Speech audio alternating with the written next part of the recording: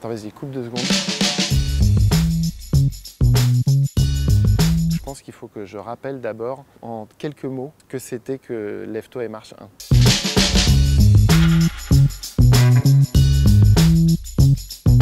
Il y a 4 ans, j'ai été victime d'un grave accident vasculaire qui m'a rendu paraplégique. Les médecins ne savaient pas si j'allais remarcher. Pendant 1 an et demi, j'ai filmé toute ma rééducation jusqu'à ce que je puisse remarcher. J'ai raconté le quotidien que je partageais avec 4 patients de l'hôpital et c'est un regard inédit sur le handicap. J'en ai fait un film qui s'appelle « Lève-toi et marche ». Après ça, on m'a demandé très souvent, mais tes copains, qu'est-ce qu'ils deviennent, toi, qu'est-ce que tu deviens? Je me suis dit, bon, bah, il faut que je fasse une suite. Alors, il y a des thématiques que je tenais vraiment à évoquer, c'est le thème de la sexualité. C'est rare d'entendre des personnes en situation de handicap raconter ce que c'est que leur sexualité. Et quand on est paraplégique ou tétraplégique, on a une sexualité qui est très très abîmée.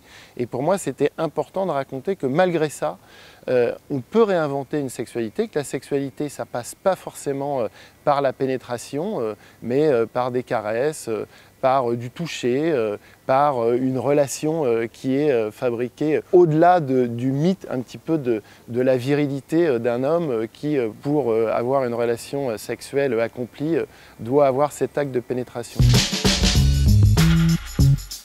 Aujourd'hui, on a une petite tendance à vouloir traiter le handicap sous la forme de quelque chose d'extraordinaire. Il y a les gens qui traversent l'Atlantique, il y a les Paralympiques, etc. On en fait des super-héros. Donc moi, je veux surtout montrer que Brice, Adrien et Marius, c'est des gens qui ont une singularité qui est le handicap, mais ce sont avant tout des jeunes hommes de 25-30 ans qui, comme tout jeune homme, a des envies de voyage, de travail, de passion, d'amour, de sexualité. Et pour moi, c'était important de les resituer dans cette sphère-là.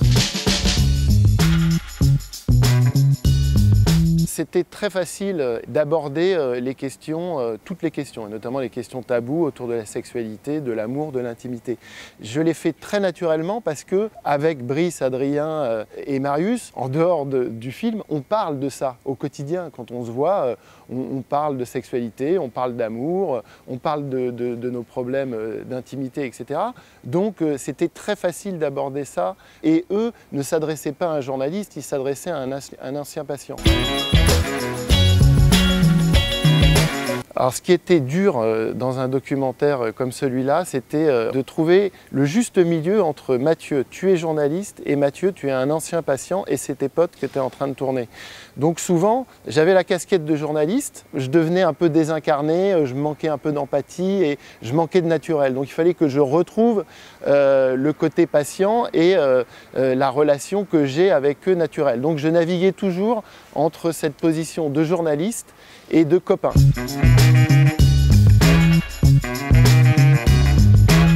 La façon dont on aborde le handicap dans ce film-là, c'est-à-dire sous la forme du bonheur, de la vie, ça permet d'aborder des questions qui sont graves et profondes, mais sans en faire quelque chose de triste. Donc dans ce sens-là, oui, j'espère que mon film, c'est un film qui va faire bouger les lignes et qui va changer le regard sur le handicap.